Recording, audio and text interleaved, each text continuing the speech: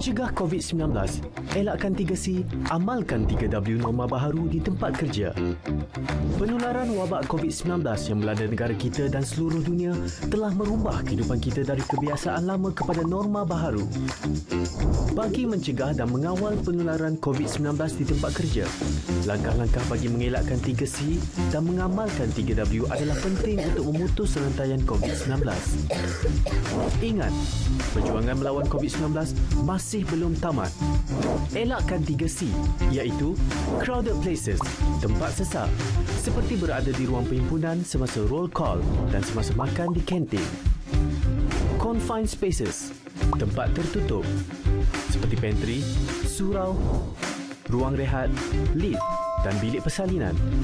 Tingkatkan aliran udara dengan membuka tingkap di tempat tertutup. Close conversation, bercakap jarak dekat, seperti semasa bermesyuarat, berurusan di kaunter dan semasa di ruang kerja. Sebarang mesyuarat yang melibatkan ramai pekerja harus dibuat dalam talian.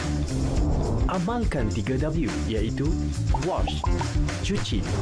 Mengamalkan kebersihan diri dengan kerap cuci tangan dengan air dan sabun atau guna hand sanitizer. Sediakan hand sanitizer di pintu masuk dan lain-lain tempat strategik di tempat kerja. Wear, pakai. Individu yang bergejala pernafasan, batuk atau selsema dan pekerja yang selalu berurusan dengan orang ramai seperti di kaunter perkhidmatan hendaklah memakai penutup mulut dan hidung. Warn, beri amaran. Polisi tidak bersalaman. Kita boleh terus bertegur sapa dan memberi salam kepada rakan sekerja dengan meletakkan tangan kanan di dada kiri dan tunduk sedikit sebagai tanda hormat. Amalkan etika batuk dan bersin. Lakukan disinfeksi di tempat yang kerap disentuh dan digunakan. Lakukan pemeriksaan suhu badan dan gejala pernafasan di semua pintu masuk tempat kerja. Mereka yang demam atau bergejala tidak dibenarkan memasuki bangunan tempat kerja dan diarahkan mendapatkan rawatan dengan segera dan kekal berada di rumah sehingga sembuh. Bagi mengelakkan 3C dan mengamalkan 3W adalah menjadi tanggungjawab pihak pengurusan. Peka dengan maklumat dan polisi terkini yang dikeluarkan oleh kerajaan dan segera memaklumkan kepada pekerja.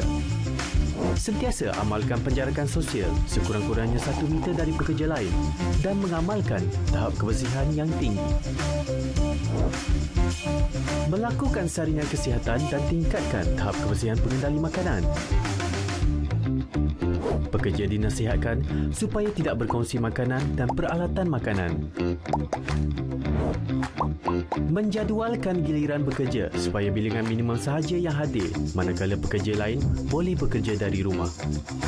Menilai risiko perjalanan pekerja yang berurusan di luar pejabat dan elakkan perjalanan yang tidak perlu. Membantu pekerja yang mengalami panik atau resah akibat COVID-19 untuk mendapatkan perkhidmatan sokongan psikososial.